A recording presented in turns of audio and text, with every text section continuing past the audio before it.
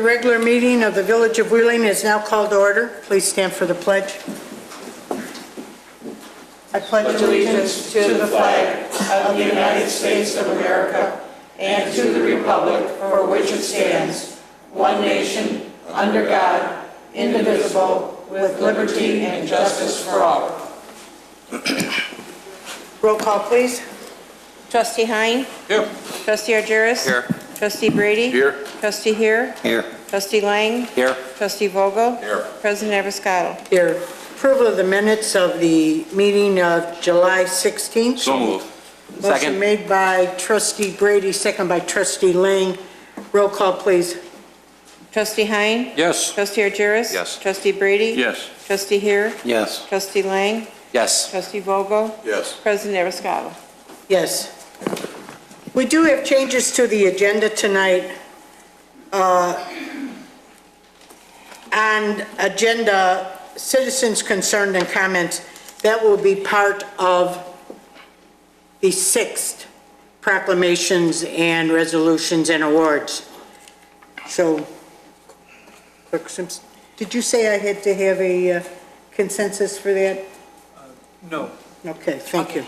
And Mr. Fondilis, do you have any? No, Madam President. Thank you. Okay, honoring former village presidents. The legislative functions of the corporate authorities of the Village of Wheeling are presided over by a village president. Since the Village of Wheeling was founded in 1894, 20 individuals have served in the role of village president. The Wheeling Municipal Code states that in addition to his or her other duties, a village president shall act as the official representative of the Village of Wheeling and as its spokesman shall work to enhance the image of the village. Through their continued service, civic engagement, exemplary conduct, and persuasive advocacy on behalf of our community, former Village President Ted Scanlon, William Hein, Sheila Schultz, Greg Latecki, Patrick Corcoran, and Dean Argyris continue to be assets to Wheeling. Judy Abiscato, President of the Village of Wheeling, do hereby honor all individuals who have served as village presidents and call upon the citizens of the Village of Wheeling to recognize the contributions they have made to the community, which have helped make Wheeling the world-class community it is today. Isn't this an exciting evening?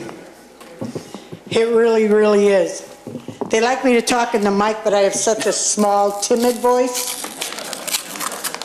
So what I would like to do is I would like to present, to start with, Mr. Scanlon.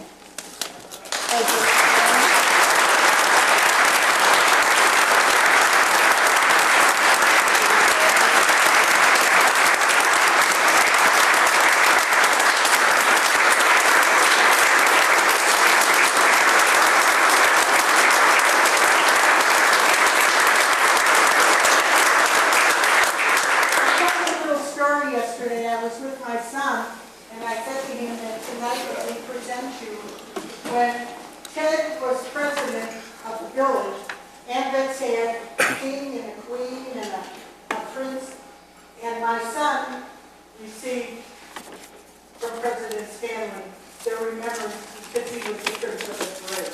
So we have a lot of memories going forward. And thank you. Thank you so much.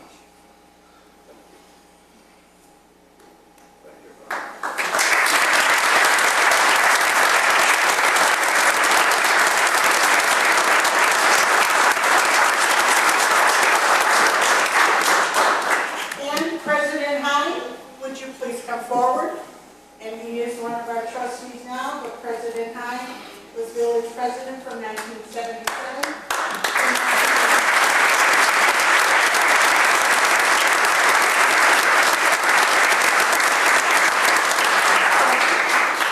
Do you have a few words you want to say?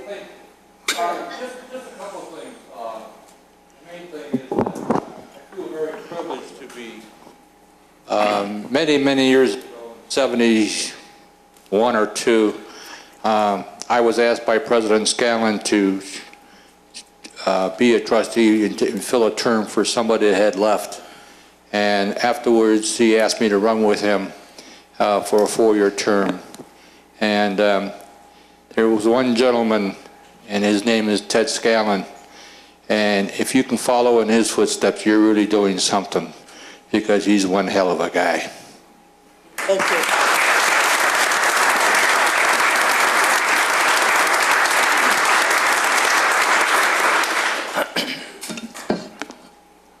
And Sheila Schultz.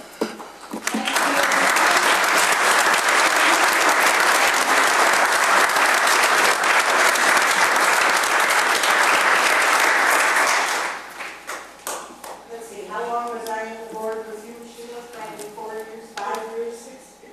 It seems endless. And Sheila not only is not the president now, but Sheila is involved in so many things that are helping communities, and it's an honor to honor you tonight for what you've done for the village of Lee. Do you have a few words?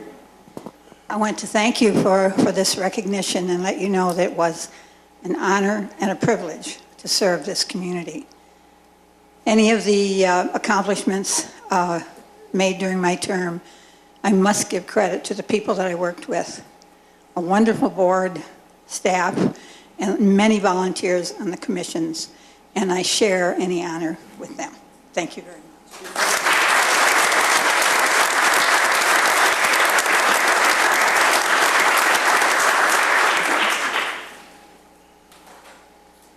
When I got appointed to the zoning commission, and I sat next to President Kotecki when he was on the zoning board. So I go to say something, and he'd tell me, and I'd say, I'm going to talk.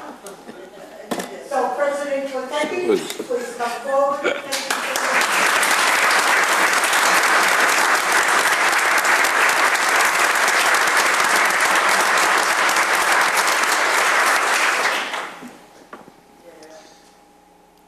I never wanted to be a politician.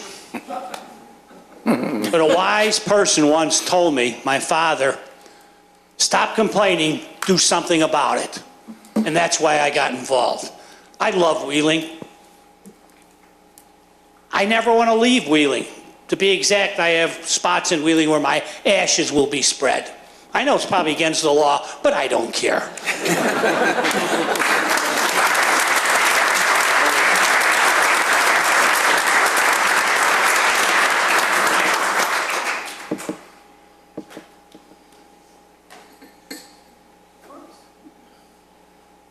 President Harper.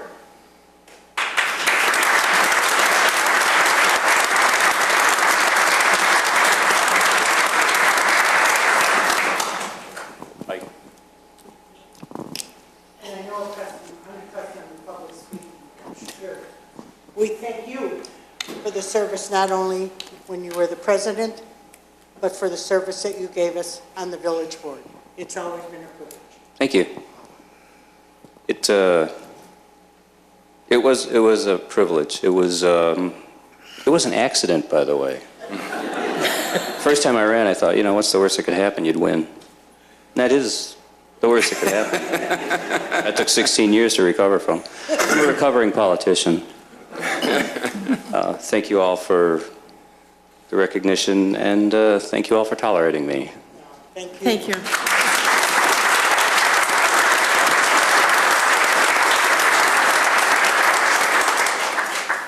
Trustee Adjuris, President Adjuris.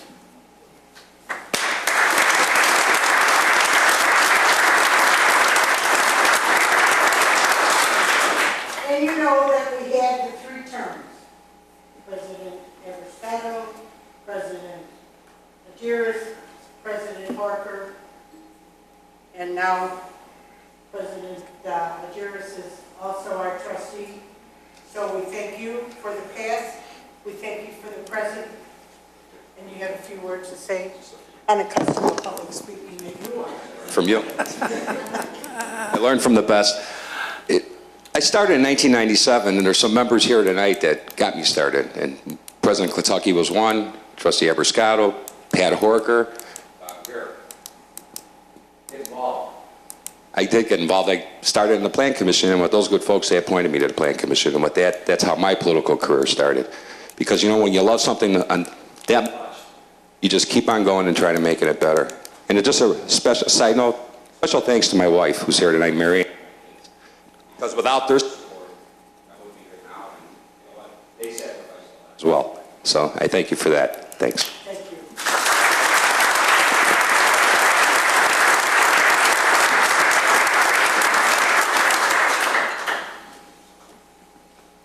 What about you? I get it. I got some. Did you want to say a few words?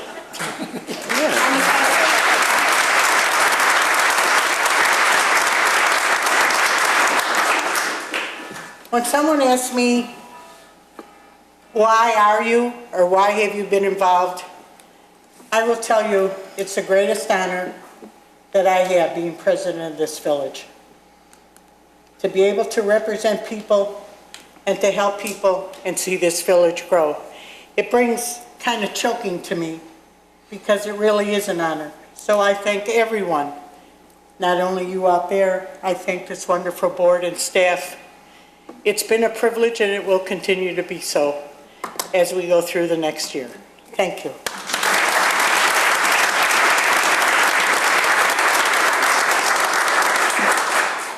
Okay, do you want me to do the citizens? The proclamation, don't we want to do the proclamation for the Scanlon family? Want to do that first, or do you want to do me? Are they coming to bring? Whenever you're ready. Are you ready to do the citizens? Yeah, do you Sorry. wanna- Want me to do the citizens first and then do this? I Okay, have 3 citizens, let me get them done. we'll do the Okay. citizens first. Ms. Kavanaugh? Thank you. Hi, everybody. My name is Ms. Kavina, and I have some concerns. One is also the Village of You letter for dog licenses for dogs that are off the leash, and it should be posted in the Wheeling Village View Bulletin. Another one is also the Human Rights Commission. We want it back for everybody to live in the same equal justice that we all deserve, including sex, religion, and also gender, and also race. Could you talk into the And microphone? disability. Could you, thank you. Yes. Pull it up. Or pull it up a little You bit. can pull it up, I think. There you go. And second, also, the Dangerous Dog Act of Wheeling. We should have one for dangerous dogs. We should have the police enforce, and also the village ordinances on dangerous dogs that are also used unjustifiably and illegally and intentionally to hurt people or harm people for no causes. The second is also, the other topic is parking on village sidewalks when it's not necessary to block everybody coming in and coming out, and they do not want to walk on the street. And I wish the police will understand the people with strollers, bicycles, and also people coming by and coming in. They do not want to walk in the village street at all. And the village sidewalk should be unblocked for 24 hours, just like the streets. And another thing is, I have something to say about the Wheeling police officers at the pole at Cedar Run. They have a bravery and then commendable, what's it called, outstanding honorable mention for what they did to this woman that was drowning and also had her tongue and back of her mouth and she couldn't breathe. They didn't give up. No. The chief of the fire department and the chief of police and the deputy chief of the Wheeling Police, it's an unspeakable thing because it's like guardian angels. They are, what's it called, people that didn't want to give up and kept that woman, and also the lifeguards at our pool.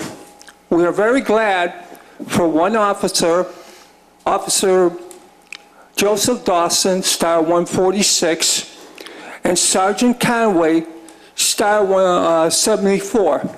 These guys and the paramedics of the fire department are outstanding, awesome, and have an honorable mention and are beyond the call of duty for what they did for one life. They didn't give up. They kept on working on her, and they also knew what to do.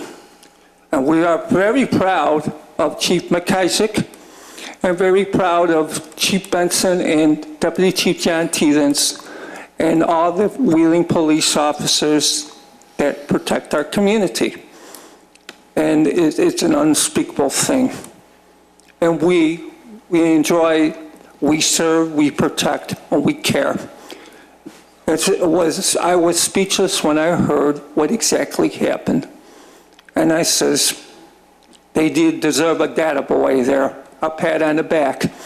But you know, these people are also modest and also silent. And you can't say anything, what's it called, unspeakable about them, because they really didn't quit. And I'm very happy to say this to everybody in the village of Wheeling about them. Thank you. Thank you. Thank you very much. Mr. Bradley? He's over here. Oh.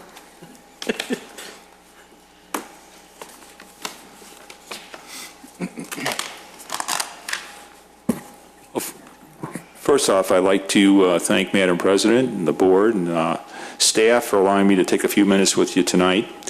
My name is Jim Bradley, and I'm the Community Service Coordinator for the Rotary Club of Wheeling, Illinois.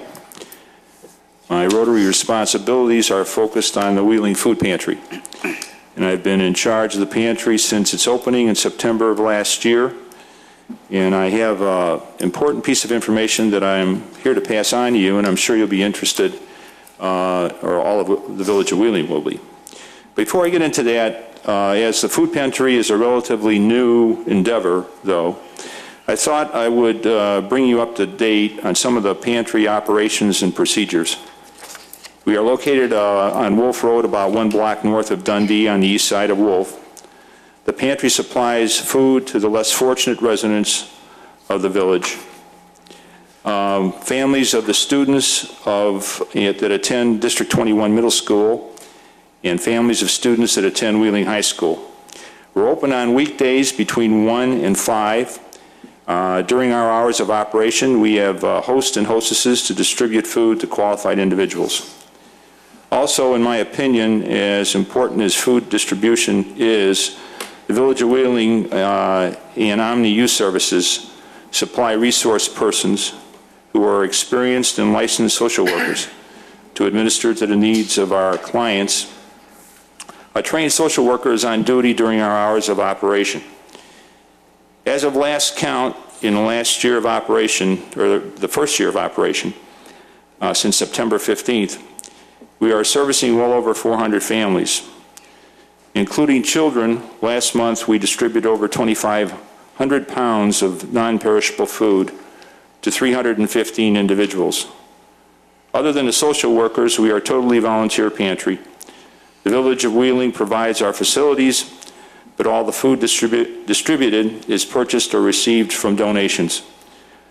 Our food contribution comes from School District 21, St. Joseph the Worker Church, various churches, synagogues, businesses, and individuals. The pantry is an agency of the Greater Food Depository. Therefore, we purchase food that is not donated from the food depositories at deep discounts. For those of you interested, please feel free to drop by with donations or just to see what we look like and how we operate. By appointment, I have a well-prepared 22-second tour, which I'll be most happy to conduct, again, by appointment. In any event, during our hours of business, the doors are always open to anyone. Now to my real purpose of attending tonight.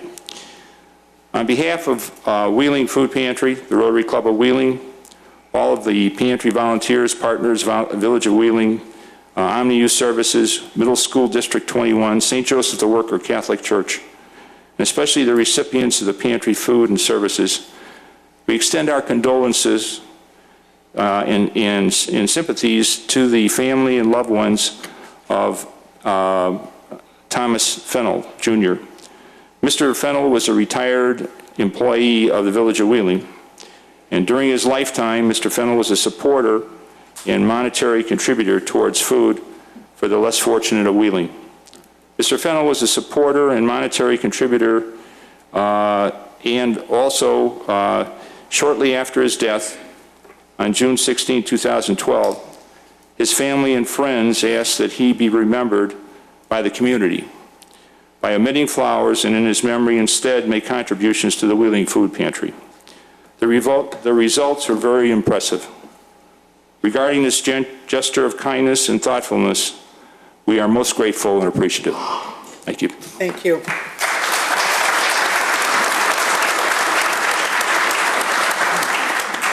Ms. Galina Chemansky?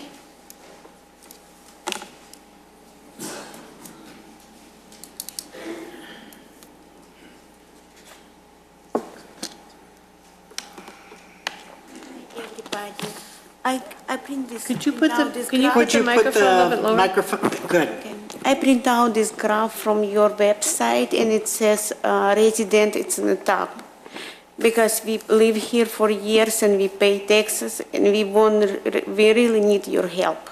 And for more than 10 years, residents of the Malibu Cove ask you very hard to improve our area.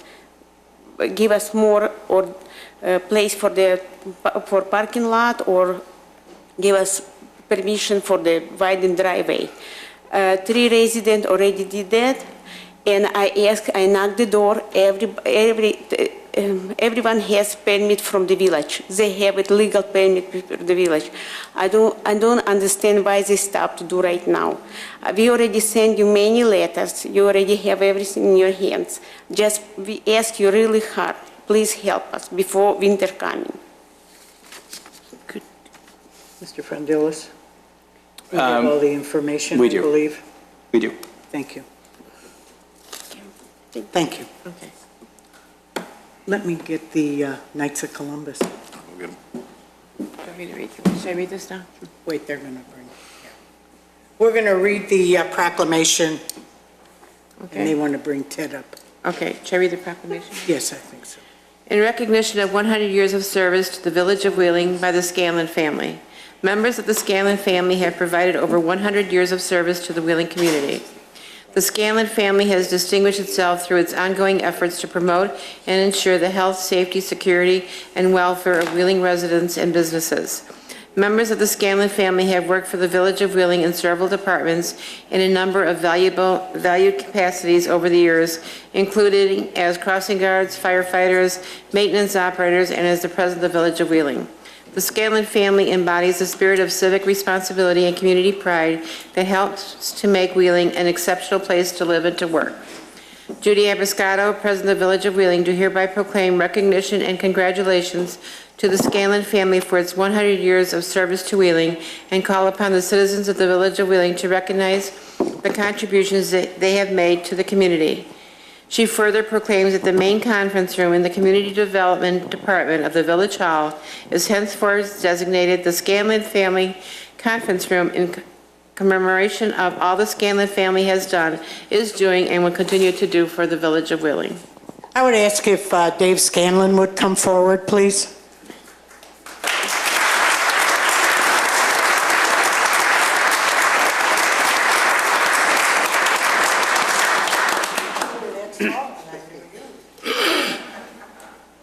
This is the proclamation.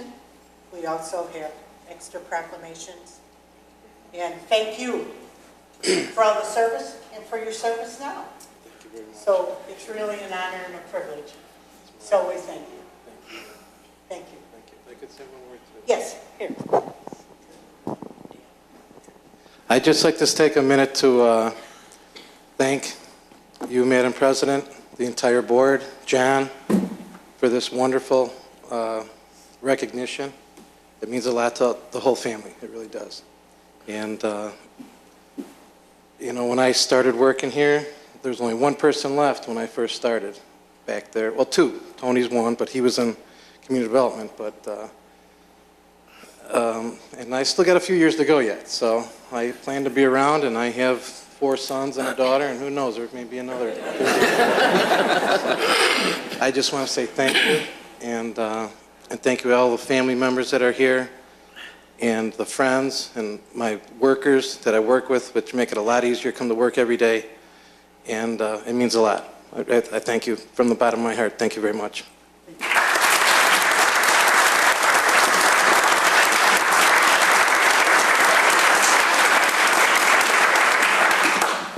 And for the comments from residents, if you would, the Knights of Columbus. Mr. Scanlon, would you come forward, please?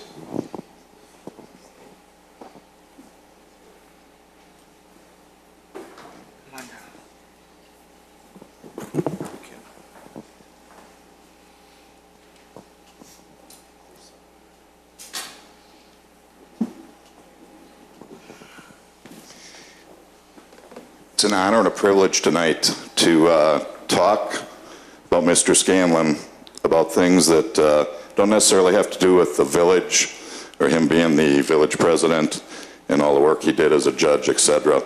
Many of you may or may not know, but Ted was a founding member of St. Joseph the Worker Parish, and he was a founding member of the Knights of Columbus. He was also the first Grand Knight of Regina Council. Due to his efforts over the years, the last 50-plus years, the Knights of Columbus have donated hundreds of thousands of dollars and hundreds of thousands of man-hours in the Buffalo Grove wheeling area because Ted, 50-plus years ago, sat down with several other gentlemen in the parish and decided that this would be a good organization that could help not only the church, but also the village. So on behalf of the Knights of Columbus, we'd like to present this to Ted. Presented to Theodore Scanlon in recognition of his years of service to his community, his church, and to the Knights of Columbus as a founding member on July 7th, 1959, and our council's first Grand Night, 1959-1960, presented this 6th day of August 2012, Knights of Columbus, Regina Council, 4837, Wheeling, Illinois. Thank you very much. Thank you, Ted.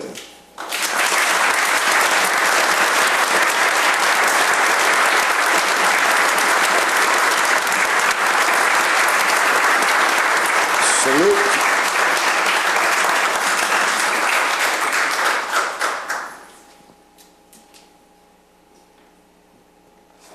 Are you speechless?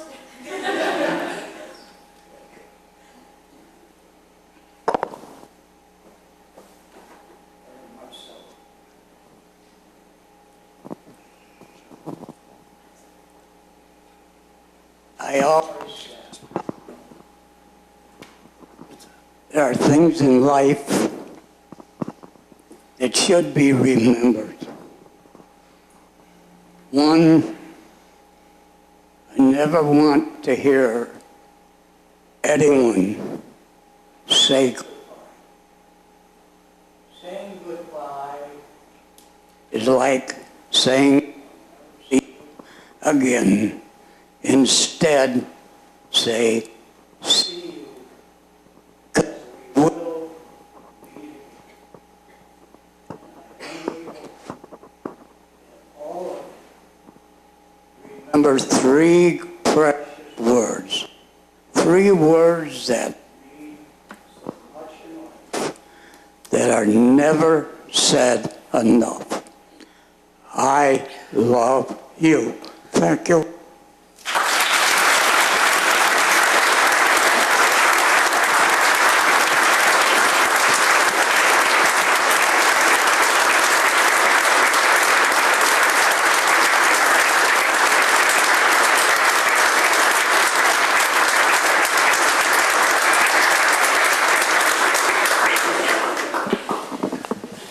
And you know the words that say, and the beat goes on, Ted?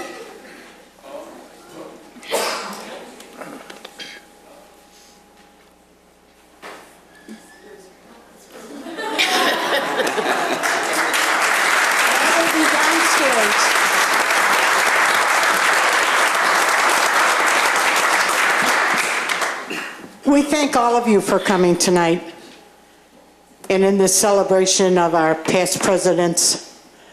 What an honor it is that we still have our past presidents are here and how they started this community and what they did for this community. And to have the Scanlon family, all the years and all those that continue to work for us. And this is going to be on the conference room downstairs.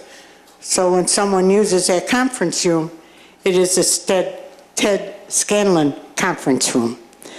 And now, Clerk Simpson, would you take roll call? We're going to have a half an hour break for coffee, and so I need a consensus. So moved. Wait, Dean, trustee Argyris? Second by trustee Brady. Okay, trustee Hein? Yes. Trustee Argyris? Yes. Trustee Brady? Yes. Trustee Heer? Yes. Trustee Lang? Yes. Trustee Vogel? Yes. President Avascado? Yes, and we will adjourn at 7 and come back again at 7:30. So please join us for coffee, and you can speak with everybody and have a little fellowship.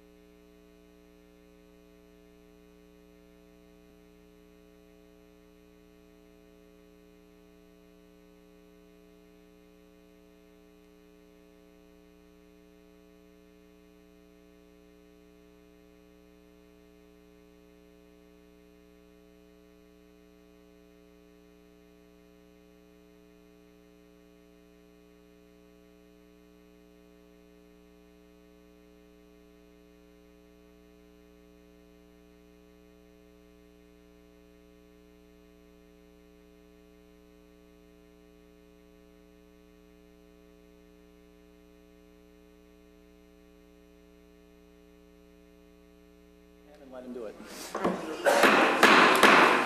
We're on. The village board meeting will reconvene. Do I have a motion? So moved. Second. Motion made by trustee Vogel, second by trustee Agiris. Roll call, please. Trustee Hein? Yes. Trustee Agiris? Yes. Trustee Brady? Yes. Trustee Hill? Yes. Trustee Lang? Yes. Trustee Vogel? Yes. President Abiscato? Yes. We have no appointments and confirmations, no administration of oaths. Staff report, Mr. Fondilis. Thank you, Madam President. I am happy to announce this evening that as of this very production that we're in, we are now broadcasting live through some new technology that we have in our IT department that enables us to broadcast to all mobile devices. So folks at home or anywhere really are now able to watch us live for all of our regular board meetings, workshops, and plan commission meetings through either their cell phone or iPad, regardless of brand types. This is cross-platform technology. So if you go to our website, there is a link on the right-hand side, fairly obvious. You'll see a picture on the right-hand side in the pink Quick Links section. If you click on that through your mobile device, you should be able to bring up the meeting that is happening live at that time. So this is a great step forward. I don't know of any other municipality that is currently doing this. So our thanks to Director Ursan, who is able to, through some great effort on his part, make this happen. So we're very proud of that. That's it. Thank you. Deputy Chief? I am here, and as well, I have a lot to talk about. Once again, we had our Rockin' with the Cops, the pre-event to our National Night Out at the Wheeling Park District last night. About 300 people attended, and what this is just police interacting with the community, other people able to swim, as well as enjoy food that is provided by the Knights of Columbus. We just saw them once again involved, as well as the staff up here, the trustees, cooking, village president, cooking food for the people that came there last night. It was a beautiful night. We're just so blessed to have so many people that care about this community. And the officers were there, just had a great time. I just want to say thanks to State Rep Sid Mathias, who came out. Of course, the board here, being involved with what we're doing and reaching out to the community, as well as Stacy Allen came out from District 21. It was great to have those people in attendance to show the support for this community, which once again leads to other people that donated outside of this village, not only some of the restaurants, Cooper's Hawk, Pete Miller's, Kona Grill, J.K. Yeros next door to us, Wapagetti's, of course, once again involved. I mean, it was just an amazing time. Tomorrow night now is National Night Out, and this is a national event, and we've been doing it over 20 years, and we do it a little different here in Wheeling. We try to go out to the communities. We want to get them aware of the crime that's going on and what to do, safety. We bring the trustees, the village board comes out with police officers, the fire department's involved, and we get those communities together to motivate themselves to, be aware of what's going on in your community. Get to know your neighbors, get to know the police, get to know the firemen, get to know your village, your elected village trustees, as well as other people that want to be a part of this. The communities that are involved tomorrow night for the National Night Out events, which go from 6 to 9, will be Lexington, which will have their area of gathering at the clubhouse. Arlington Club will be gathering at their clubhouse. Tahoe Village Clubhouse. At the Twain School, the Dunhurst East subdivision, they're looking for people to come out. Sand Pebble Walk condominiums, they're going to be out in their parking lot, as well as at Center Avenue and Willie Street on our east side. So what we're doing is looking for people to come out, meet their neighbors, support their community. The police department, fire department will be out. There'll be food, there'll be giveaways, and I know the police department has some things they're going to be giving away, so we'd like to see people out there tomorrow night between 6 and 9 for the National Night Out events. On the 18th of August, we will host our second bicycle rodeo of the summer, and this will be at the Indian Trails Library, 355 Schoenbeck Road. And this is going to be a little smaller than the previous bike rodeo that we had at the back lot of the police department. It's August 18th from 10 a.m. to 1 p.m. Kids are invited to bring their bicycles, adults too. There's going to be child fingerprinting there. They're going to have pizza and pop that they're giving away. So we'd like to see everyone there. They're going to put some press information out through the traffic unit about this bicycle rodeo. But once again, I'm sure we'll see the village officials there to support this. So come on out and enjoy your time. August is always a busy month for the Police Department Crime Prevention Unit. Thank you. Thank you. Mr. Stavros? Thank you, Madam President. I'm sure, as everybody knows, if you tried to get to the meeting tonight, it was a little tough. Tracks are closed on Dundee Road. Barring no major weather problems, this project is on track to be completed Saturday and opened up Saturday. So that's all I can report on that. So I'm hoping that it stays on track. Thanks. Thank you. No consent agenda, no old business. New business, all items listed for discussion and possible action. 13A, discussion regarding presentation by Intel and HP representatives on high-performance computing initiative. Mr. Fondilis. Thank you, Madam President. In keeping with tonight's theme of pride and recognition, I'm very happy to introduce Peter as he goes through a short presentation which leads into an announcement. Our economy has forced us to look at how we do business with our local industry, the county, the state, the country, and even consider our role from an international perspective. With the recognition and assistance from Congressman Dole, the Village of Wheeling was identified for a pilot program to connect small to medium-sized manufacturers with a technology called HPC, high-powered computing.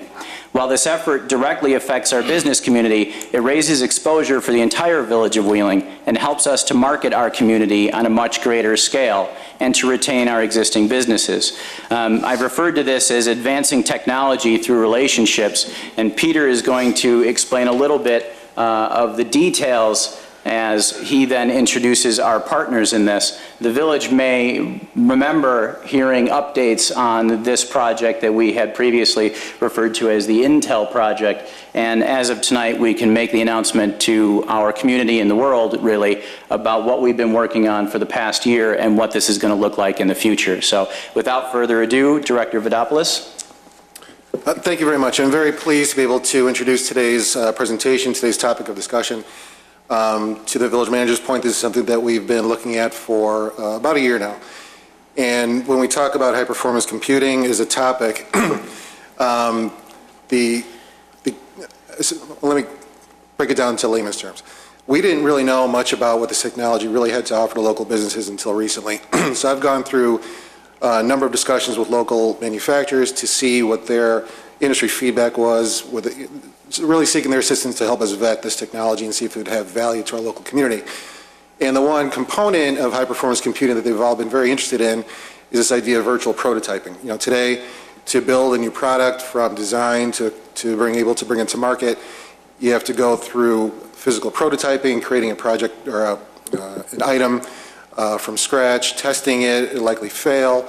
You design it again, you test it again, it fails again, and that iteration can take months, if not years, depending on the complexity of the product. So it's a lot of wasted time, material, and opportunity costs in terms of trying to bring a product out to market.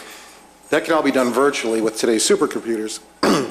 And this exhibit to the right of your screen kind of depicts what a virtual model could look like. And you can do all the prototyping, all the simulation before you build a physical product, and it really helps to increase the commercialization of a product. Why Wheeling? The ecosystem, I think, that Intel would describe it, is the existing collaboration that we have between local government, education, our industrial community, Chamber of Commerce, and outside agencies that all work together for the past couple of years now to try deliver programs and services to our manufacturing base. And this is an ecosystem that they would not have to create from scratch here in Wheeling, and one that I think is unique to local community and to its local economy. But they're also very sophisticated companies, and they looked at our metrics. This is a historical trend of industrial vacancies beginning in 2008 up to the second quarter of 2012. And you would see what you'd expect to see during the recession. Our vacancy rate hit 14% at the end of 2010 and the beginning of 2011, and has since plummeted to about 6.5%. And to put that number in context, these are comparable communities in Cook County with significant industrial concentrations. And you'll see that Wheeling has one of the lowest industrial vacancy rates among comparable communities. But it also stands comparably well with Lake County, DuPage County, Indiana, and Wisconsin. So even when you scale it back to a regional perspective, we still stand pretty well represented in this region. With that, I'm again very happy to introduce Deborah Goldfarb from Intel to provide some background on HPC.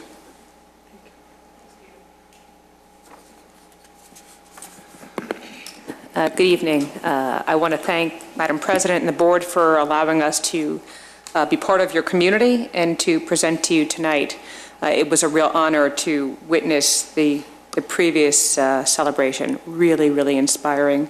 And we felt like interlopers at a very, very special party. What I want to talk to you about is a program that we piloted about a year ago, which came out of, let me give you a minute of historical context here. So as we've seen over the past several decades, the U.S. has lost significant footprint in manufacturing. At the same time, we've seen our educational numbers and validation globally decline compared to peer nations. This is not a good thing.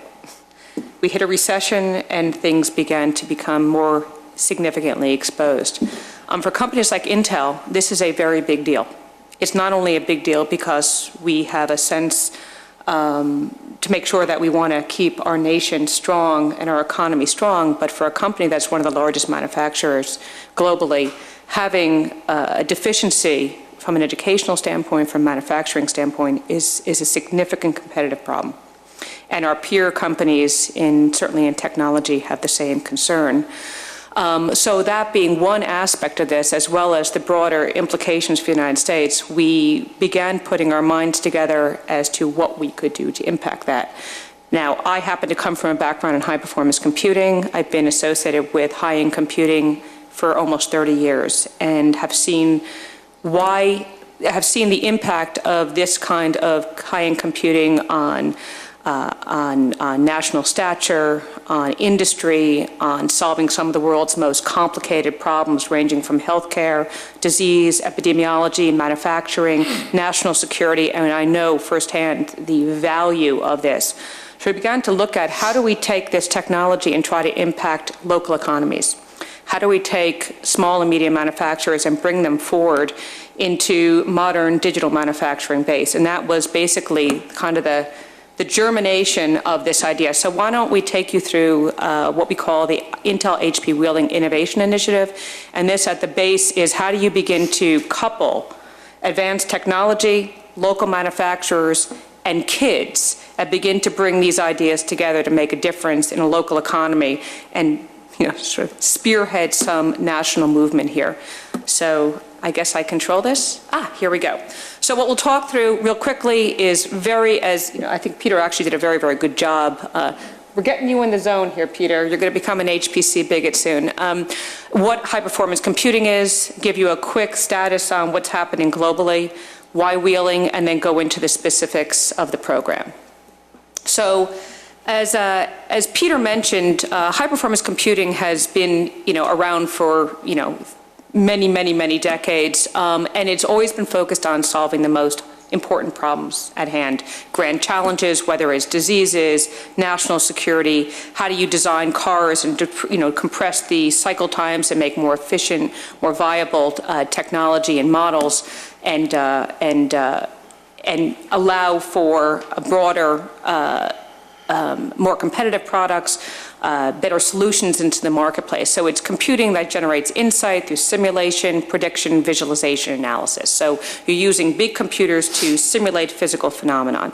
And it has become, without a doubt, one of the most critical global differentiators right now. And just to quote the CTO, the Chief Technology Officer of a very, very large Chinese company named Dawning, made a statement in a public forum that to be a superpower, you must lead in supercomputing. And the Chinese are absolutely very, very, very headstrong to make sure they do that. Oh my goodness, we're missing one of our wonderful, that's okay, we're missing a great visual there. So one of the things that is clear is that you can drive significant competitiveness and innovation as you transition to this digital manufacturing space. And we've seen just dramatic product development and process improvement by applying this technology. And there's a few examples here. The one on the upper right, I love to share this, and unfortunately the image is gone, but small, for any of you who are cycle enthusiasts, there's a company called Zip Wheels. They make the most high-performance bicycle tires. That's okay. There it is. Yay. Okay. On the planet. And Synopsys, the wheels were having some drag problems in bad weather, and they were losing ground. We did a pilot with them and did some really detailed computation, some analysis on the tire and different kind of weather conditions that figured out the problem, and they have been the most winning tire now on the Tour de France. So the impacts of this technology allows you to really understand what is happening structurally at a material level with the products, so you're able to design more efficiently, shorter time frames, and allows you to be more competitive in the marketplace. So these are just a few examples these are all small companies who, through the use of simulation and modeling or high-performance computing, were able to dramatically impact their viability and their products in the marketplace.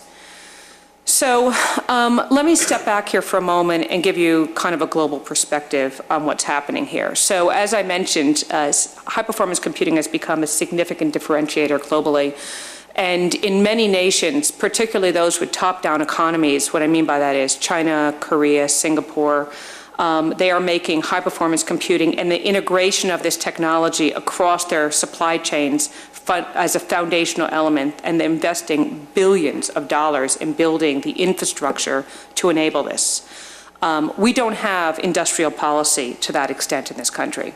So it is, through companies like Intel and HP and others who are saying, hey, we need to step forward and make sure that we have a competitive infrastructure to compete globally in the marketplace. And so, as I mentioned, there's a lack of comparable policy, and so there is this grassroots effort through, again, the likes of the Intels, NGOs, other associations to drive this transformation. So why wheeling?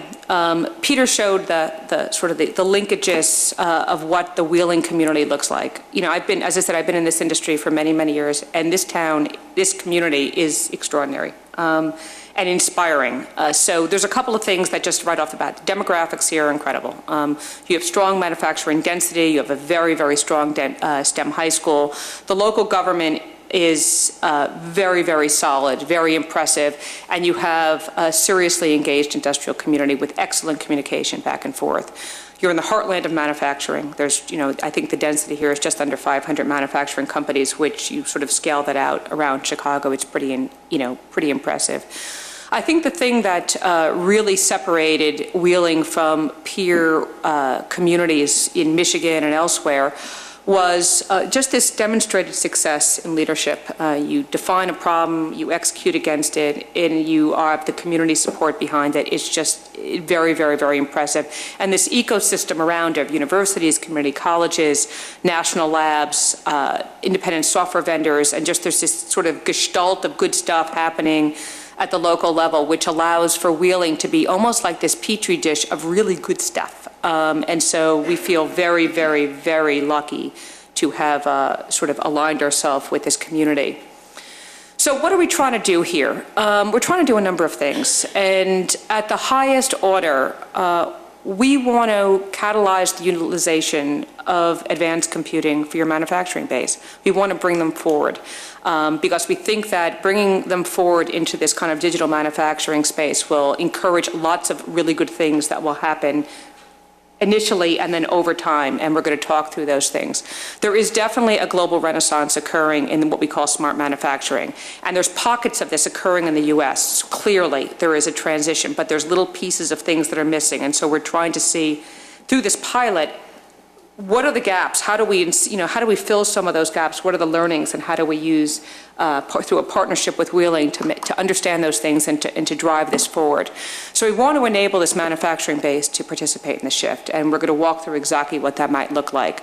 The second point is, Wheeling High School is a phenomenal STEM high school. Laz is one of the most impressive people I think I've ever met in my life. But it might not be enough.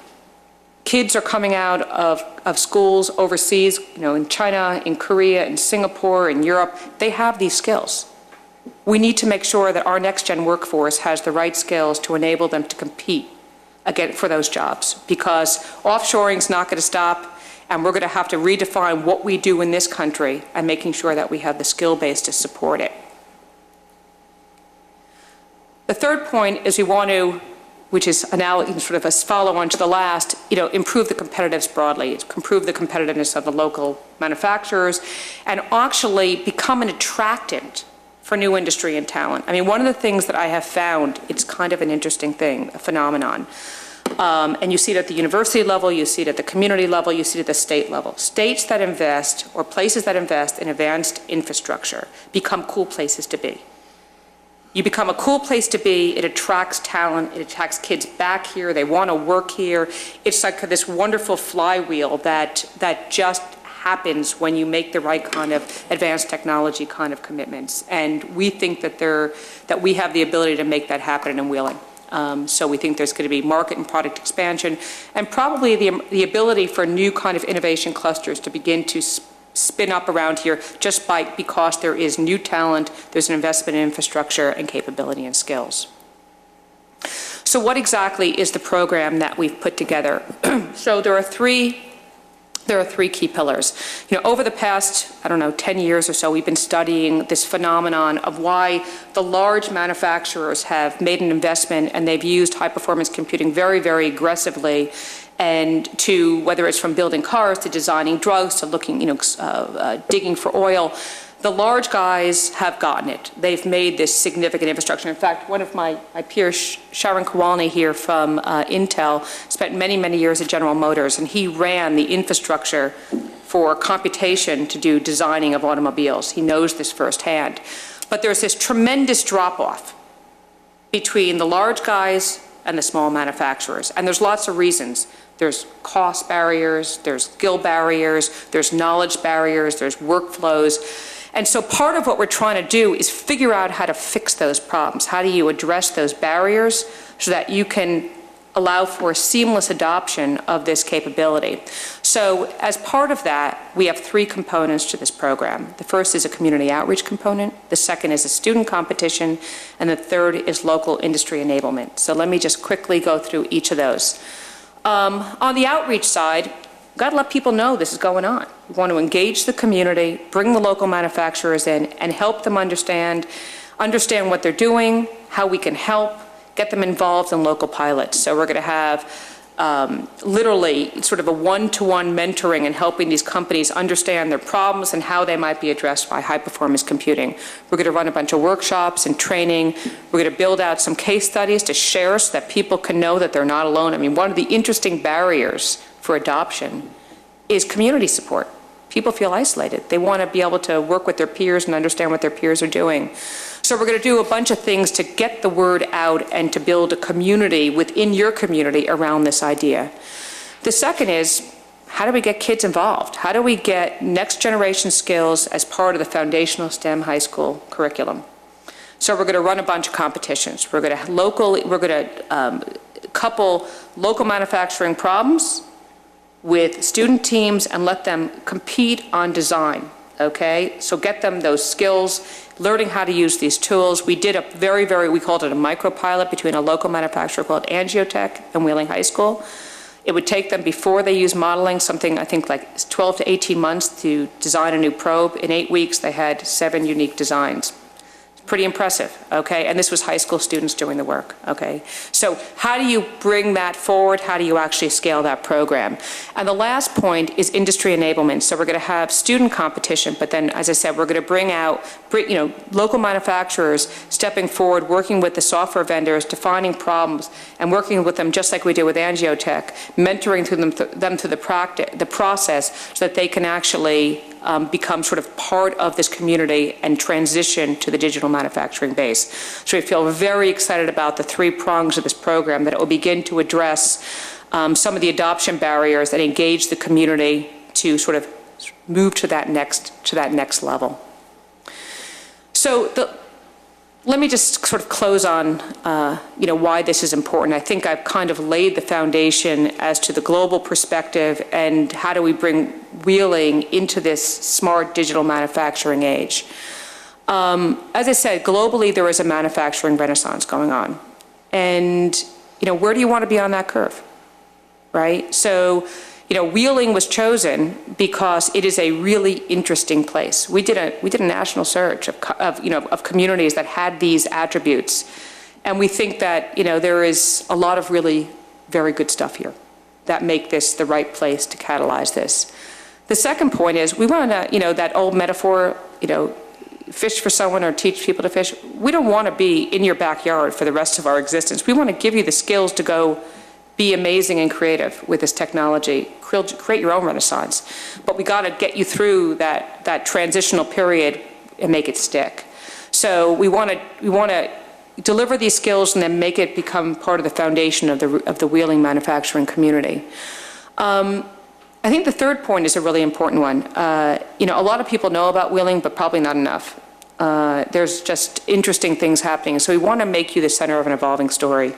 Whether it's at the national level, whether it's the state level, whether it's in, amongst tech companies, what's happening here you look at the demographics of Wheeling High School, you would not expect it to be what it is. Why is it? Is it leadership? Is it what? So become the center of that story. And as I pointed out, the last point, given what's happening globally, current STEM programs, and this is not a Wheeling issue, this is a U.S. issue. It's not enough. We got to get kids to that next level of giving them that next generation of skill set to allow them to be competitive on the global level. So I want to thank you once again for your support, and we are extremely excited to be spearheading this. Thanks. Thank you. Thanks. Oh, any questions? We were going to ask that next, but I figured you were done, right? Do we have any questions from the board at this time? Thank you. Thank you very, very much. Thank you very much. Item 13B, discussion, presentation by Brian Lefevre of Sikich LLP on the Village 2011 audit process and comprehensive annual financial report. Mr. Monishane. Thank you. That's a tough act to follow with auditing coming up. As you know, a few weeks ago we talked about the results of fiscal year 2011, and as we do on an annual basis, I wanted to have Brian Lefevre from Sikich, our auditing firm, come in and answer any questions you might have about the audit process. So I'll turn it over to Brian. Thanks, Michael. Well, on behalf of Sikich, I'd like to thank Madam President and the board for inviting us just to present a few comments on the audit process for the audit of the village for your year ended December 31st, 2011. As part of that process, a rather sizable document is issued, which is the comprehensive annual financial report. It looks like this. Has a lot of good information in it. My job is to be able to communicate to you what some of the highlights is of that information. And in addition, I believe the document should be on the website at this point as well. So within the document, there's three sections: an introductory section, a financial section, and a statistical section. And before we even get to the point where we're talking about what's going to be in this document, what's the process involved? The audit process involves input from all the departments of the village, yourself, the village board, through communications that we have with you, so that we can identify areas of greatest risk in the audit so we focus our audit procedures on those areas with the greatest risk. The auditing standards that we are required to follow are issued by the American Institute for Certified Public Accountants. Then we get to this document, and that's the Governmental Accounting Standards Board determines what goes into this document based on their standards. Within the introductory section, there was some more good news in the document this year. The village did receive an award for its Comprehensive Annual Financial Report for 2010. You received the Certificate of Achievement for Excellence in Financial Reporting from the Government Finance Officers Association. And in talking to Mr. Monshane at break, I understand that part of the process with your upcoming bond refunding was a confirmed rating, bond rating. And let me tell you, when the bond rating agencies look at these things, it never hurts to have an award like this that you're continuing to get to continue to show that high level of financial reporting. Within the financial section is where we give our opinion on the financial statements. And we're once again pleased to present an unqualified audit opinion. And what that means is that the financial statements have been prepared in accordance with generally accepted accounting principles, free of material misstatement. And this is the highest level of opinion that you can receive on your financial statements. In addition, this was another fiscal year that the village expended more than $500,000 of federal funds. The federal government requires that a separate audit be done related to the expenditure of those federal funds, and it's referred to as the single audit.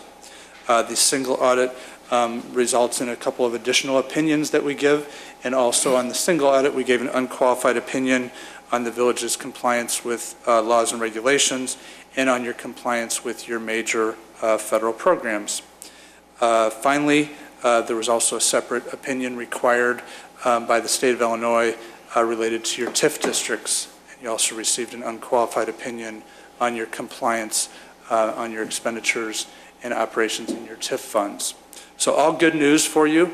The one last piece I would point out to you for any of you that haven't had a chance to go through the comprehensive annual financial report, anyone asks you about the finances of the village, besides sending them to the good staff of the village that can answer their questions, if it's ever documentation that you want to look at, the village does a fabulous job of preparing what's called the management's discussion and analysis, and that's included in this comprehensive annual financial report. That's where you want to send people. Send them to the website. I'm sure it's bookmarked within the CAFR, the Management Discussion and Analysis. That's really all you need to remember as it comes to communicating with those in the community that are looking for more information about the village's finances. That, along with the annual budget, is going to answer all their questions. Are there any questions? Great. Thank you very much. Thank you very much. Item 13C, ordinance amending the Village of Wheeling's annual budget for the fiscal year beginning January 1st, 2012 and ending December 31st, 2012. Mr. Monishing. Thank you. Again, as we discussed a few weeks ago, the village finished fiscal year 2011 with a surplus in the general fund of over $1,500,000. And staff recommended at the time that we transfer some of that money back to the funds that contributed to that surplus. So tonight there's a budget amendment ordinance before you that, if approved, would allow us to move $800,000 back to the Capital Projects Fund for future infrastructure needs, $500,000 back to the Capital Equipment Replacement Fund for eventual replacement of vehicles and other equipment, and $200,000 to the Liability Insurance Fund for claims related to workers' compensation and general liability insurance. Do we have any questions, or do I have a motion? Second. Motion made by Trustee Argyris, second by Trustee Vogel. Roll call, please. Trustee Hein? Yes. Trustee Argyris? Yes. Trustee Brady? Yes. Trustee Heer? Yes. Trustee Lang? Yes. Trustee Vogel? Yes. President Abiscato? Yes. Item 13D, ordinance granting special use site plan and appearance approval for an indoor sports and recreation facility in an existing industrial building at 966 Sutton Court, docket number 2012-11. Mr. Jennings. Thank you.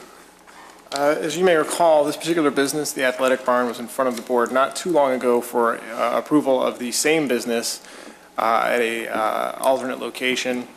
Following the approval, The landlord at that location elected not to finalize the lease. The petitioner found a new location, the corner of Seton and Hence, and went through the Plan Commission hearing process a second time, and is here tonight if you have any questions. But this is, again, the same business in a new location. Do we have any questions? So move. Motion made by trustee Heer, second by trustee Adjuris. Roll call, please. Trustee Hein? Yes. Trustee Adjuris? Yes. Trustee Brady? Yes. Trustee Heer? Yes. Trustee Lang? Yes. Trustee Vogel? Yes. President Avascado? Yes. Item 13E, two resolutions regarding bridle trail improvements. One, resolution authorizing the village president to execute a cost-sharing agreement with the Polo Run Condominium Association for the bridle trail reconstruction project, Polo Run, Unit 1 subdivision. Mr. Fondilis. Thank you, Madam President. The following two resolutions deal with some necessary roadwork improvements in the Polo Run Association, specifically on Bridle Trail and some of the driveways located off of that street. The first resolution is a cost-sharing agreement with the Village of Wheeling and the Homeowners Association in order to appropriately divide the costs of both the engineering and construction of the project between those that are public responsibility versus those that are private responsibility. And the outline of that agreement is the first resolution. If I may just then add that the second resolution is the results of the competitively bid process awarding the contract to V3 for the purpose of constructing the actual work on that specific site. Do we have any questions? Motion made by trustee Adjuris. Second. Second by trustee Hein. Roll call, please. Trustee Hein? Yes. Trustee Adjuris? Yes. Trustee Brady? Yes. Trustee Heer? Yes. Trustee Lang? Yes. Trustee Vogel? Yes. President Avascado? Yes. Item 13E2, resolution accepting a bid and approving a contract between the Village of Wheeling and Polo Run Condominiums Association with Chicagoland Paving Contractors Incorporated for the Bridle Trail Reconstruction Project. Motion made by trustee Adjuris, second by trustee Vogel. Roll call, please. Trustee Hein? Yes. Trustee Adjuris? Yes. Trustee Brady? Yes. Trustee Heer? Yes. Trustee Lang? Yes. Trustee Vogel? Yes. President Avascado? Yes. Item 13F, resolution waiving competitive bidding and accepting a proposal from Dixon Engineering Incorporated for an engineering and inspection service agreement for the rehabilitation and recoding of elevated tank 1. Mr. Savers. Thank you, Madam President. As the board and you are aware that this project's been ongoing for a long time, and after many inspections on this tank, we found that it needed some substantial work as far as structural goes, as far as some reinforcing of some welds, some additional work as far as some railings on top of the tower itself. So therefore, this is way above anything scope of work that we can handle. You need to be certified in this work. We did send out for RFPs, and we only received one back that wished to bid on it. And this is our Dixon Engineering has worked for us before, and they're a good firm, and we're recommending approval. Thank you. We have any questions, or I have a motion? So moved. Second. Motion made by trustee Brady, second by trustee Lang. Roll call, please. Trustee Hein? Yes. Trustee Adjuris? Yes. Trustee Brady? Yes. Trustee Heer? Yes. Trustee Lang? Yes. Trustee Vogel? Yes. President Avascado? Yes. Official communications, Mr. Fondilis. Thank you, Madam President. Before going into my specific item for tonight, I would like to recognize Economic Development Director Peter Vidopoulos and his efforts working with this evening's presentation on our high-powered computing project. He has worked hand in hand with Intel and now HP in order to bring this to us tonight, and I don't think we can ever underestimate the gravity of this program being hubbed right here in Wheeling. So I'd like to recognize his efforts, and he will be the lead liaison to the project as we move forward as the manufacturers come into probably an office here in Village Hall so that we can usher the relationship between Intel HP and through his office with those manufacturers. So I'd like to publicly recognize his efforts. Thank you, Peter. And my one item tonight is an update on a request made several, probably months ago at this point, about lighting on Dundee Road. Through some effort on staff's part, we were able to locate a grant. It is a grant that other communities have used in order to pay for a project of this size and scope. And what I'd like to do is just quickly walk through what that grant calls for so that we can move forward with putting it into our budget. Once we acknowledge that we would like to move forward, and we do so by adding monies, allocating monies into our budget, we can take the next step in the grant approval process. There is an STP grant, which is a surface transportation grant, through the Northwest Municipal Conference that pays for lighting projects like this, which is an 80-20 split. The grant is a federal grant that will pay 80% of the construction costs. 20% then comes back to the local agency, which would be us. The engineering portion, the engineering and design portion, will be fully funded by the local agency. So what that means to us on a project that would go all the way from Milwaukee Avenue on the east side of town all the way through our western border, which would then connect with the project that Buffalo Grove has completed on both sides of the street, would cost approximately $400,000 to design and engineer. That would be the full responsibility of the Village of Wheeling. So we have $400,000 on the engineering and design side. Then from a construction standpoint, we're looking at about $1 million per mile. So we're looking at $2 million since the stretch from Milwaukee to just still west of Schoenbeck but east of Buffalo Grove Road is approximately 2 miles. We're looking at approximately $2 million there. So we would be on the hook for 20% of that, or $400,000. So in order to move forward, if we move forward with applying for the grant, we're looking at a total cost of approximately $800,000. Again, that includes engineering and design and our portion of the grant, should it be granted to us, of $800,000 in total.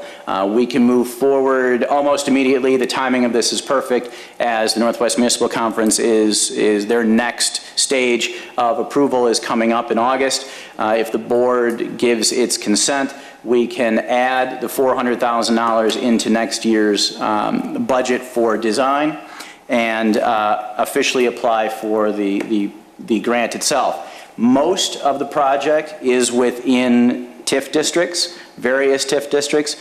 This is a TIF eligible expense, so it is not something that would have to be completely funded through our general fund. I can work those numbers out, but we're approximating that 70% of that 2 mile stretch is in a TIF district. So those funds could come from TIF districts. Now, you know, the Town Center TIF doesn't have any money in it. We do have the ability to transfer funds. We can work through all of that if the board provides its blessing tonight. So did you want us to Just a give general, a consensus? just a general, you would like us to move forward, and Sure. with that, it means that we will allocate those funds in next year's budget. So, Trustee Lang? Yes, absolutely. As long as we do it right, and it sounds like this is the right way to do it instead of utilizing the existing poles with the ComEd plan. Yes, absolutely. Trustee Brady? Absolutely. I don't think we can wait any longer for the state to do whatever they're going to do on Dundee Road. Let's do it, and if we have a little foresight and see an area where we can do it and do it once, and if the state comes in, they won't be in their way, and they can stay there forever. Thank you. Trustee here? I concur. Trustee Hein? Absolutely. Trustee Vogel? Yes. Trustee Adjurs? Happily, yes. And myself, yes. thank you. We will weigh this, of course, against any other projects that were slated for next year, because that's an important consideration. Thank you. But we will take care of it and keep you abreast of any movement. And I would ask, is there any, I know there is some official communication aside from Trustee Adjurs. Is there anybody else? We'll go Trustee Adjurs and then Trustee Brady. It's ironic, John, that you brought up Peter tonight, because I'm going to piggyback on those comments. not only did you take the lead on this HPC, but if everybody here can remember, we saw the numbers and how the economy was going with our industrial park. And I think all of us had said to you, there's a challenge that you need to reach out. And, you know, kudos to you, Peter and Drew, because you have taken that number, cut it in half in less than a 2-year period, which reflects our numbers with our audits, but reflects the numbers of positive bond ratings and balancing our budgets and working within our means here for the village. And you know what, Pete? You know, you're like the little quiet giant up here on the second floor, and you're producing it. To see that number of occupancy of 6.5%, where it was pushing that 14% threshold, was scary a year and a half ago when we were trying to budget things and cutting staff and making things work. Again, kudos to you. Again, police, fire, you guys are always there. PW's always there. And Michael, you know what? We beat you up at budget time, and we go through, and you get 7 different opinions up here on how things should be done, and I think you take a piece of all of it and you make it work, and you know what? The rewards are there. So for the critics that are out there thinking that none of us know what we're doing, or you staff don't know what you're doing, you know what? You guys know what you're doing, and that's why Intel is in this community today, and the high schools are working together with us, and again, you know what? It's been a fuzzy, nice night tonight. You know, with everything that's been going on, it's all good. And you know what? And that's what we need to continue to do. The positive, the positive, the positive. And for those who don't know or think they know something, please, it's out there. We don't hide anything there. People can do their research and come to their own conclusions versus just saying things and shooting from the hip. Because we all work very hard and our staff works very hard to make those things happen. And it's showing today. Keep it up, guys. Great job. Thank you. Trustee Brady. Mr. Janik is up north fishing, and I wonder if anybody knows the status of the Milwaukee and Dundee Park. The clock tower? Yeah. Shafkus has been engaged and is mobilizing currently. They should be, as far as I understand it, under construction by the end of next week. Andrew, did I leave anything out? No, that's yes. And crosswalks. I know we discussed them, and you know it's still kind of hanging there as to whether we can get them or can't get them. What are we doing about crosswalks, strategic crosswalks? Are you talking about in a specific area, or are you talking about sidewalks in general? No, this is, sidewalks is my next topic. Crosswalks. One here, you know, definitely needed. One east of Wolf Road, definitely needed. I received a quote, and this is more specific to Milwaukee Avenue. I did receive a quote just late last week from CLOA, who has done a number of our traffic studies, ready to do a traffic study, including crosswalks, which would be a speed reduction and crosswalk study along the Milwaukee Avenue corridor for $17,000. Staff has looked at both the crosswalk situation and the speed limit situation, and are fairly convinced through our conversations with all of the applicable agencies that we're not going to get a reduction of speed on Milwaukee Avenue, and a crosswalk would be very difficult at best. To get a formal answer, anything beyond what we've already received, which are verbal responses from all the appropriate agencies, we would need to engage someone to do an official study. That is, like I said, $17,000. I received it late last week, and I guess you've answered my question because I wasn't quite sure how to approach the board with a proposal that was so substantial in value for an answer that I think we already know. But now that you bring it up, that's where we're at. I don't understand why we have to spend $17,000 on something, a problem that we know we've got. You know, nobody has to tell us. No stranger is going to come into town and tell us we have a problem right here in front of the village hall, from the post office to over here, or Milwaukee Avenue, or in front of McDonald's to Wheeling Avenue. The problem is there. We got to spend money to have somebody tell us that. We all know it. Well, to be quite honest, I think we would be spending money to get a negative response. From all the agencies, from IDOT, from the county. I'm not sure that at least the locations that we have identified would work for crosswalks. So put some thermoplastic paint on the street with a sign that says crosswalk. We have to do all of this. When they're not our streets. Huh? They're not our streets. Well, you know what? I have a cousin who's in the streets division of IDOT. I'm going to go to him and see if we can get something done the back door, because this isn't working. This is not working. This is ridiculous. You know, just to get a crosswalk, I see them going everywhere. Everywhere there's crosswalks. And our people have to jaywalk and get tickets because we have no crosswalks for them. It's nuts. Another subject, sidewalks. I noticed that we're doing, the company is doing their thing on where we need sidewalks. There's going to be a whole sidewalk plan developed, where we need them and when they should be put in, et cetera, et cetera. I don't see nothing. It's going, and your report says that after all of this is done, it comes to us for approval, it's then going to go to the Plan Commission. Isn't the Plan Commission involved now? Yes, but that's a little out of order. What we're doing is not, a company isn't doing the study for us. There's an active transportation plan that is working through some grant monies that is dealing with pedestrian, active transportation, pedestrian, bicycle, safety, and transportation. That study is being done separate and apart from what I have been working with community development to establish, which is an official sidewalk plan. So because this topic has come up and because we've recognized it as a need, we're combining the forces of those two things. Staff already working on a sidewalk plan and the active transportation plan. The active transportation plan should reach some conclusions by December. At that time, what I've directed our community development staff to do is create an internal team basing their actions on whatever the active transportation plan comes with to identify sites in town that would require sidewalks so that we can then present to you, the village board, not for approval but for discussion, the idea of officially adopting a sidewalk plan. We currently don't have a map that says this is our village, this color are the existing sidewalks, these lines are where we've identified we need sidewalks. The reason that it would come to the village board before going to the Plan Commission is because there are a number of policy decisions that need to be made, such as does the board, once you're looking at a map and have some real detailed information in front of you, does the board feel that there should be a policy that says in an industrial neighborhood we only need sidewalks on one side of the street? Because obviously there's a significant expense to installing sidewalks. So once we can get that drawing in front of the board, which will allow you to make policy decisions, then we can bring it to the Plan Commission to flesh out the realities of the plan.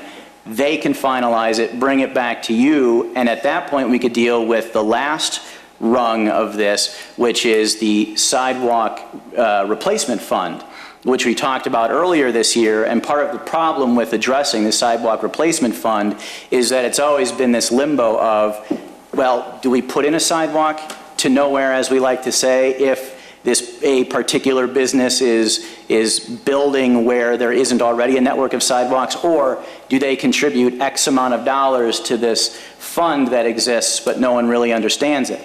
If the board adopts a plan, which is a map that says here it is, you can then make the policy decision to say, if you are building, constructing, or remodeling, whatever it is that triggers the need for a sidewalk, and your property has been identified as requiring a sidewalk, you have to build it. Even if you are on a line that is currently where you're in the middle and it's a sidewalk to nowhere, the board can then make the policy decision, do you build it or do you contribute? If you are, say, interior to a plan where sidewalks have not been identified, to create that equity among projects, we can then have those people whose property have not been identified as requiring a sidewalk contribute to the fund. So staff is going to dictate where sidewalks should go and where they shouldn't go? No, staff is going to come up with something for you to base your opinion off of. Well, the board will decide. We should be basing our opinion on the recommendation of our planners, which is the Plan Commission.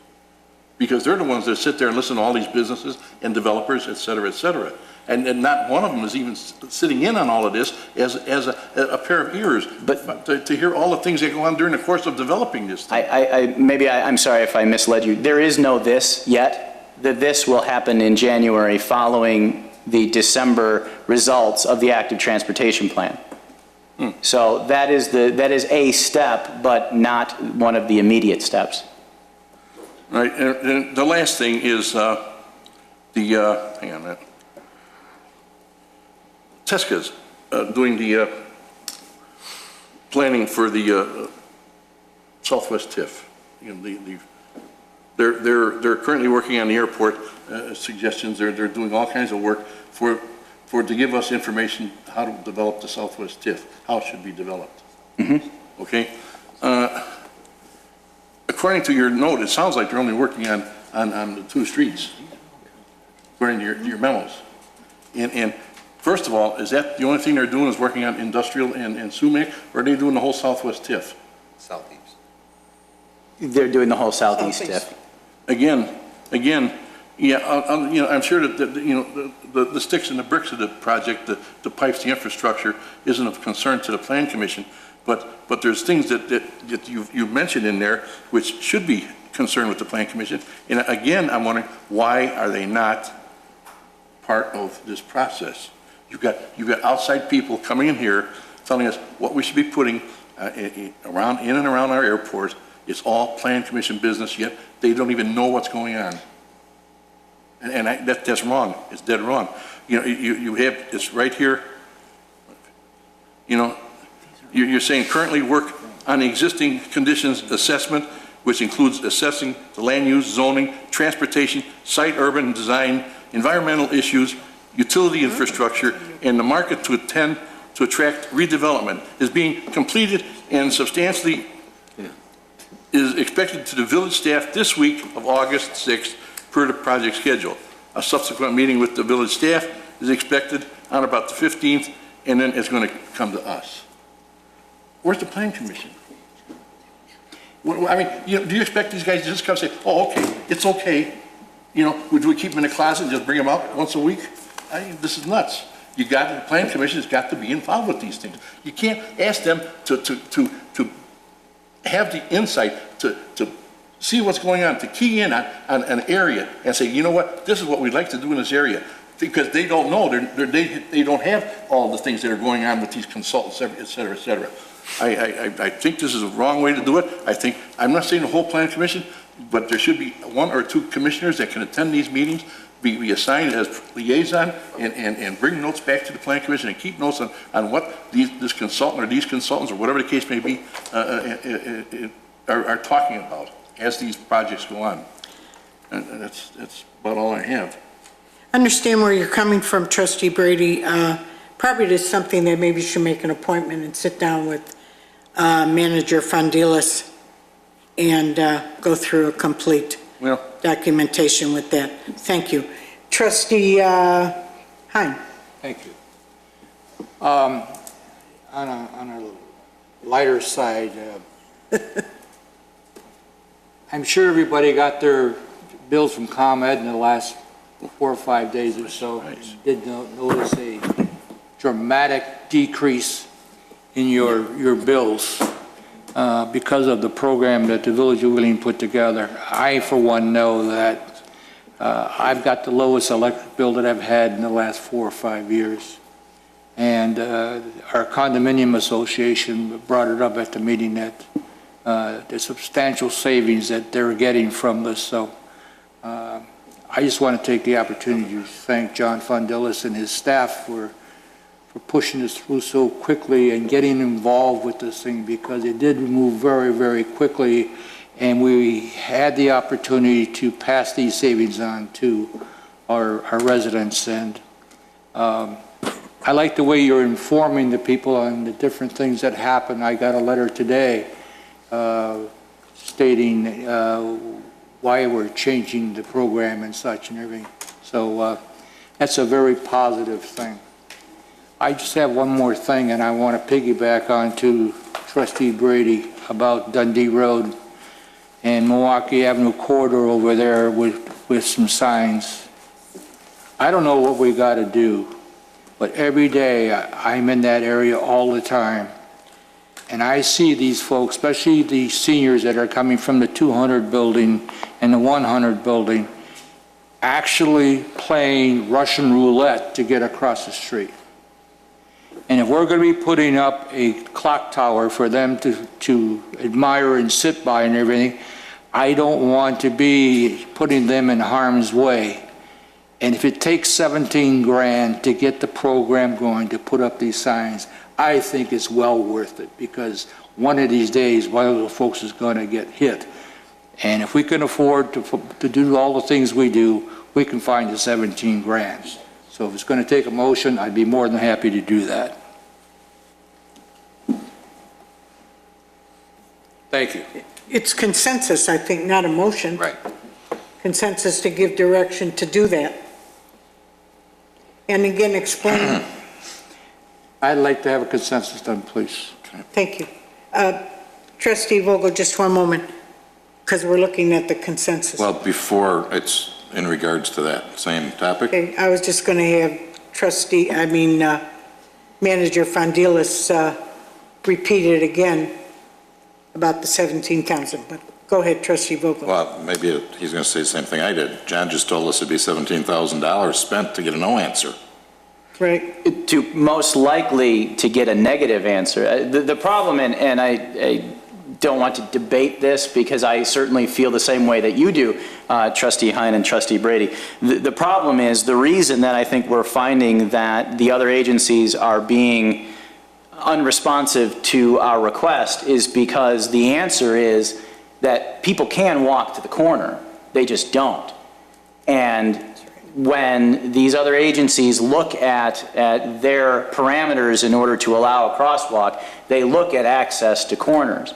And the fact that people simply aren't, you're right, people are playing Russian roulette. The problem is they're doing it voluntarily, they don't have to.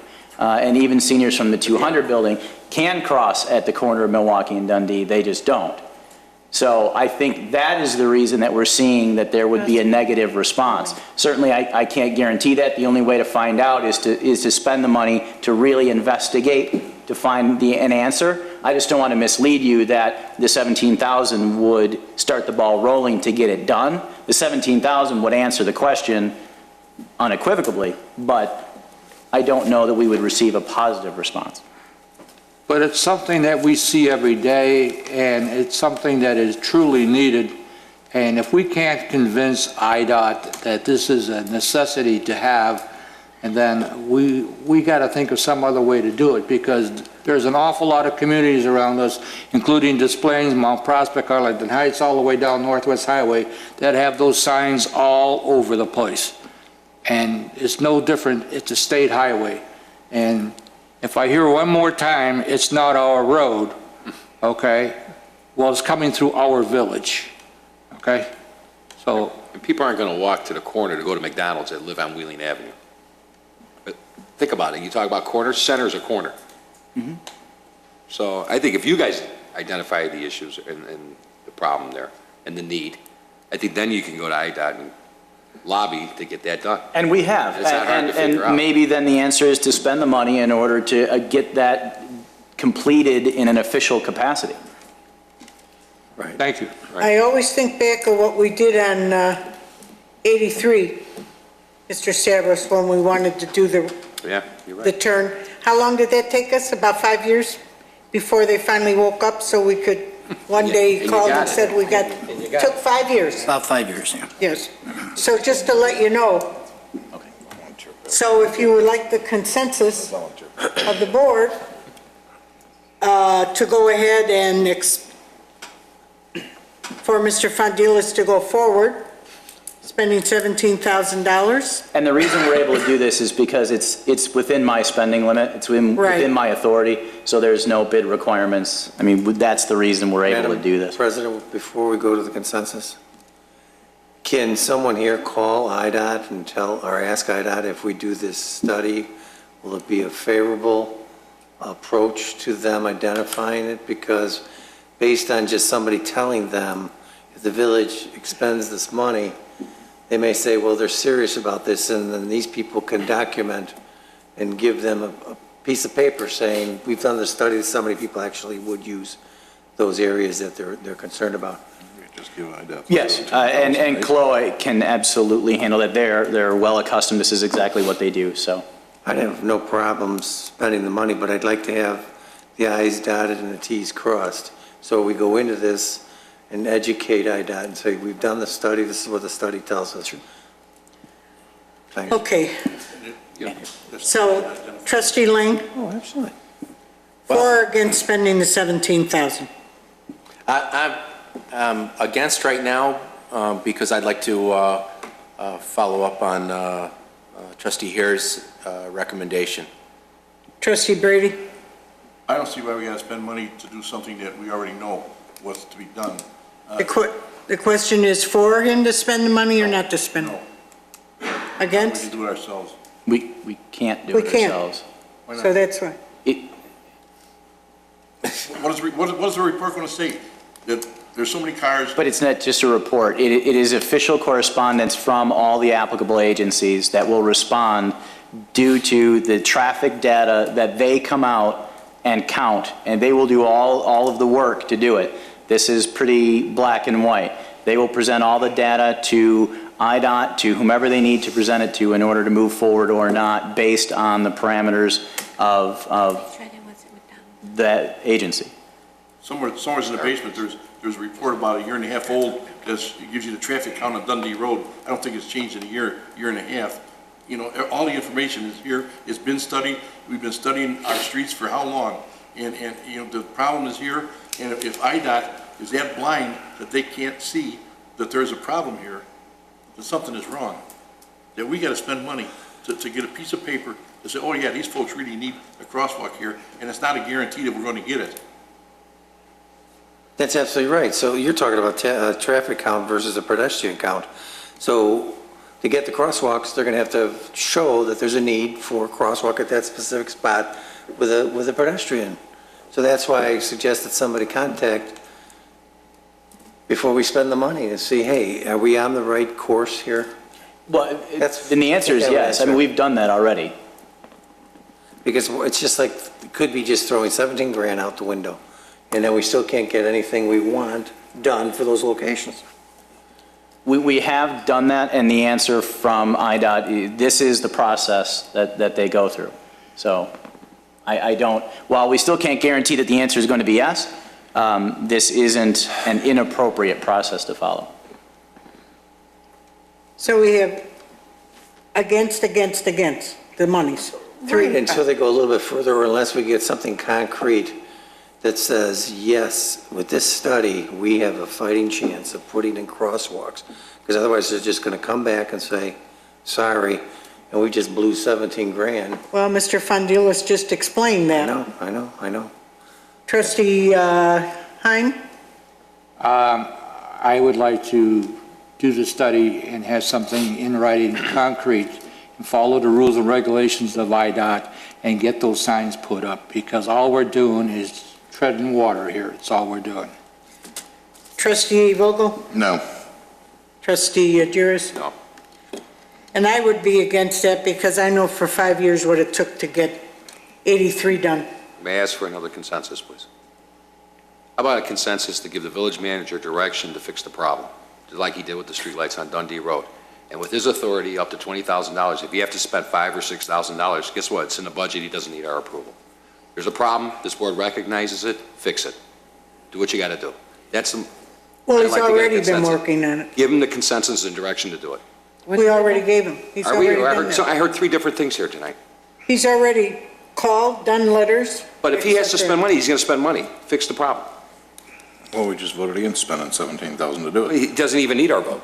If he's got a problem and he's got direction to get something done, he's going to spend $17,000 without our I authority. didn't need your approval for the 17 right, either. My concern was that it was going to be 17, while it is the correct process, my fear is that it would be 17,000 to get the same answer that I'm giving you now. Okay, so the consensus is, John, we got a problem. You got to figure out a way how to fix it. Just like the streetlights. You figured it out. Well, he's Another been- challenge for you, buddy. I don't think he needs consensus to do that. He knows. He where doesn't we're need to sit on it for 5 years either, so I think. Well, it wow, wasn't this- sitting for 5 years. Well, no, it was arguing for 5 years. I remember that. So trust me. Interesting turn of events. Tony went down there. Okay. Yeah. Well, we got it though, didn't we, Tony? Hey, what are we doing? Do we have anything else? If not, I need approval of the bills July 12th, August 1st. So moved. Motion made by trustee Vogel. Second. Second by trustee here. Roll call, please.